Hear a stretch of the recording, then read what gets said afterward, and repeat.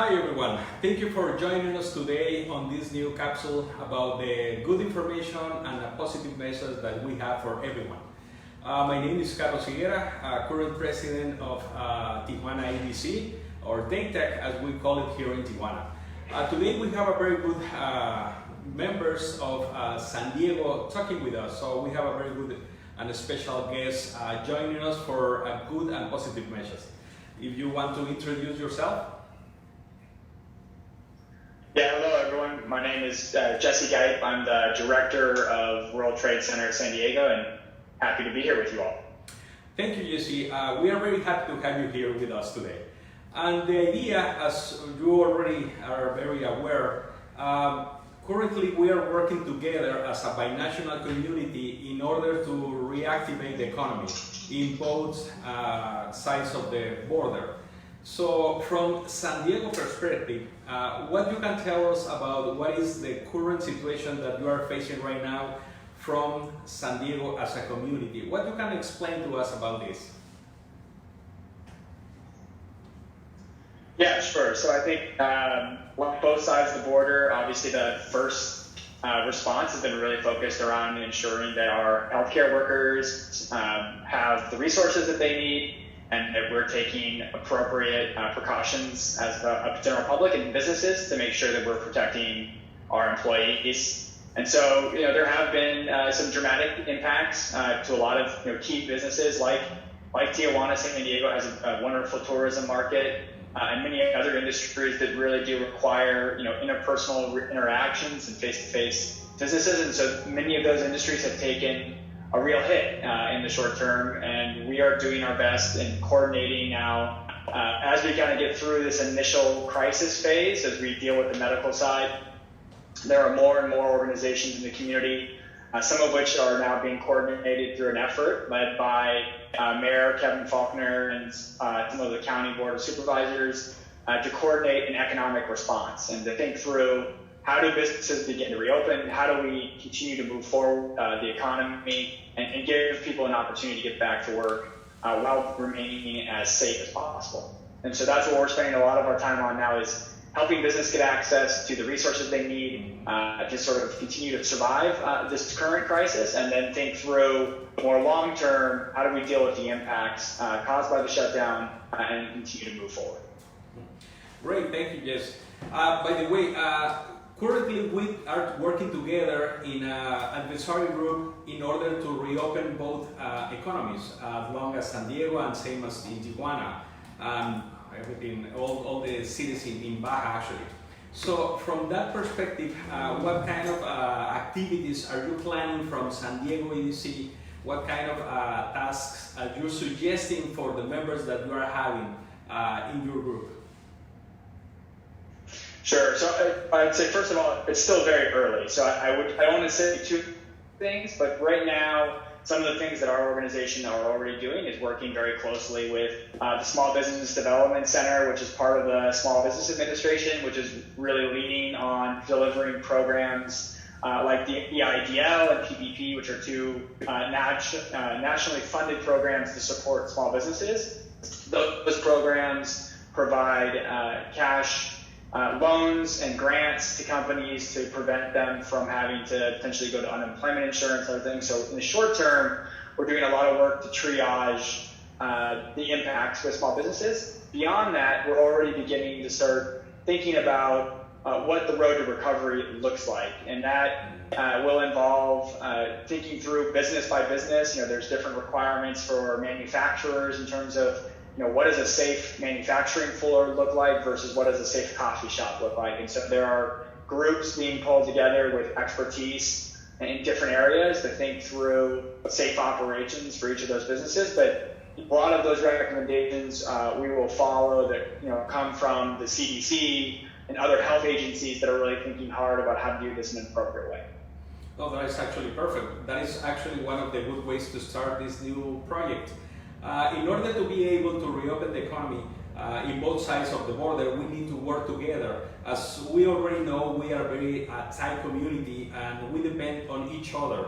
So this morning I saw a different kind of news regarding US government asking Mexico in general to continue to provide or not to stop the supply chain.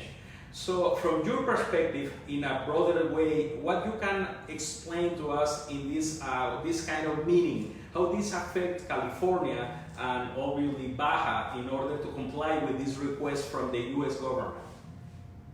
Sure. Well, first of all, obviously in San Diego, it's no everyone knows that the cross-border economy is critical, and that really San Diego and Tijuana are one mega region, and that we have workers crossing the border every day. You know, Americans working in Mexico, Mexicans working in America, and then both back and forth the goods moving in this co-production model that we've created here. And certainly, as you know, the largest medical device cluster in the world, the things that we produce combined as a region between San Diego and Tijuana and the surrounding regions are even more important for the world. And so I think it's a challenge, obviously, for both of our economies to continue to make sure that we're producing things that are in even higher demand than they were before in a time of crisis. But I think those orders reflect the reality that, were we to shut down cross-border trade entirely, there would be dramatic and negative impacts to both of our economies, not just from a business standpoint, which of course is extremely important, but also in terms of access to critical medical equipment and medical supplies both of our countries rely on. And I think hopefully our region can continue to be sort of an example to the rest of the country about how a strong cross-border relationship benefits everybody. Actually, I cannot agree more to your comment. One of the good things that we saw from this side of the border, California as an entity decided to make the proper steps in order to contain this situation. So if we compare, for example, to New York versus California, we have a very different scenario. And obviously New York doesn't have the same kind of interaction with the border, same as us. So from your point of view, as you can see from San Diego perspective, what kind of these kind of measures were so effective, and how can you explain how is very different the situation that New York is living, for example, versus what is happening right now in California? So it's a great question, but it's probably one that I am wholly unqualified to answer. And we've got a lot of family who are medical experts and doctors, but I am not a doctor, and I just wouldn't.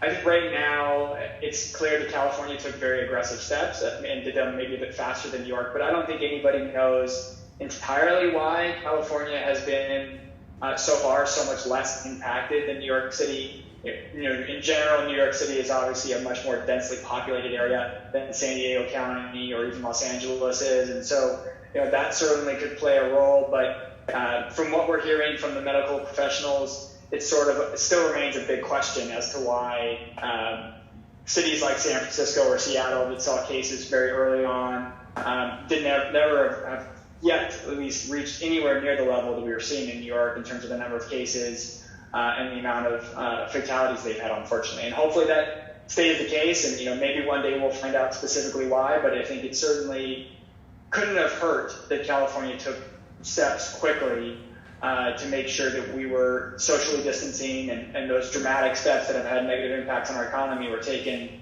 I think, with the best interest of the broader community in mind. Mm-hmm. So timing is an important key aspect of having this contained in a very good way. I can agree no more to your comment. And by the way, Itzel, are you there? Are you joining us on the conversation? Hello? Yes, I'm here. Let me try to, okay, we cannot see you. I don't know if you are there. Yes, I am. Do you count my video? Okay, let me try to do one of the change. Okay, let's see. Oh, there you are. There we go. Hi, do you want to introduce yourself, please, so everybody can know who you are? Of course. Hi, everyone. My name is Jesse Gipe, and I am also part of the World Trade Center team. As just mentioned, we are the affiliate of the San Diego Regional EDC. Prior to that, I worked a little bit at Imperial Valley EDC, where I also worked in conjunction with Mexicali EDC. So all this cross-border is very well thought of. Well, perfect. Thank you for that good introduction of your activities and your position. By the way, from your perspective, what you can tell us about other cities on this side of the border, in Mexico border, how they are interacting with your activities? Oh, of course. On Mexico's industry? Yes. Yes. We have a lot of kind of cross-border methodologies that we share all across the border within the United States. So we share a lot of practices and just common ideologies with Texas as well. And it's also in conjunction with the research institutions. So it's very nice, the same collaboration that we have here with our universities in Tijuana and San Diego, kind of UCSD, Colegio de la Frontera, and CETIS. We have the same kind of collaboration all along in Mexicali, along with CETIS, San Diego State campus, as well as something very similar structure in Texas. And when we talk about cross-border trade and supply chain and value added, we usually have these conversations in conjunction, and we're able to compare and contrast the different regions, taking with a grain of salt, knowing the differences within each region. The economies are not the same in any shape or form, but it's a nice conversation to have and to share common practices. Great, that's actually very helpful. And now this is a question for both of you. I don't know who is going to be the best to answer this. Currently, we have this task force or this advisory group in order to reopen the economy on at least on the California side. So, but also in Mexico, we have to do the same kind of activities same as you are doing. So, from your perspective, what kind of advice can you give us to all the Mexican groups or entities in order to try to communicate even better with you, and also how to match the activities that you are doing from the U.S. point of view? Sure. So again, I think there's sort of two critical elements, right, with this. There's obviously the response on the health side, which should be led and coordinated by those most capable to understand the scope of the problem and our healthcare professionals. But it's also important then to simultaneously begin planning for the economic response. And I think what's a great thing and obviously I know Tijuana EDC is going to be closely engaging with us and the mayor's office in San Diego on our plans as a region, because they inevitably will impact both sides of the border. But I also think it's important within Tijuana and within the border regions themselves for groups like Tijuana to start organizing the right companies and the right institutions to begin a conversation about what the next steps look like. It's probably too early to know all of those steps now, and I think we would be kidding ourselves if anyone says they have all the answers about how the economy should open. I would treat them very skeptically at this point. But clearly, it's going to be really important to have strong communication between businesses and the organizations that support them. And so in San Diego, I think we're doing that now, where we're getting all of the right major business groups, the San Diego Chamber, us, Biocom, the mayor's office, and many, many other organizations together to think through the next steps, because there will be different things that each of our organizations can do and different impacts on every business based off their industry and how they operate. So similarly, I think there's probably a structure that should be established in Tijuana, and I'm sure that's something that, Carlos, you and your team are thinking really hard about how to coordinate, because I think it'll be great to have sort of both sides of the border able to share plans and strategies as we move forward. That is correct. That is actually what we are doing right now. Thank you for that kind of idea and advice. In another set of words, this is what's happening right now, but in the future we have a very good perspective that some of the companies that currently have operations in Asia, in China specifically, are seeking or looking for a different location for set up their operations in order not to compromise the change of supply, or the supply chain. So what will be your perspective on that order of ideas? So what is your opinion on that? Yeah, so I think that there's clearly going to be some pressure for companies to do some reshoring in the pharmaceutical and biotech space in response to some of the shortages that we've seen. key PPEs, and certainly Mexico, I think, and Canada as part of our new USMCA, but also just because of the strong ties that we have between the countries already, is really seen as sort of one block when we think about these kind of crises and how we collaborate between the three countries. And so there's going to be opportunities, I think, for some more nearshoring to take place, as there's probably increased pressure from the American government to bring in some of that essential manufacturing back from Asia. Beyond that, I think, as you guys have already seen, from the tariff conversations that have been going on for the last several years, and even before that with strikes in Los Angeles and Long Beach, that there have been pressures on certain businesses in Asia to look at bringing their supply chains or part of their supply chains closer to home. And I think for many of those businesses, Mexico and Tijuana is a very competitive option. So, it's great to have the manufacturing capabilities that region brings to bear within the greater San Diego region, our mega region, as we say. And I can't imagine that trend changing in a negative way. I could see, there would be even more pressure for businesses to look at nearshoring opportunities, and hopefully a lot of that comes back to positively benefit Mexico in the long run. Oh, great. That's actually a very good news for the region. Jesse, thank you so much for sharing that kind of ideas with us. I believe you have a final message that you want to share with the community here in this side of the border. Yeah, sure. So I'll just say, first of all, I hope everyone is staying safe and healthy. I think clearly that has to be everyone's top priority, is that we all take the appropriate steps individually to make sure that we're doing things to prevent the spread. And clearly, all of the reopening measures that we want to take as a country in the United States are all really going to be driven by how well we control the health impacts. And so I think the individual measures that people are taking to be safe are really important. And I think as a cross-border region, it's really going to be impossible for us to not do this together, right? If one side of the border is suffering dramatically from cases, it will impact the other.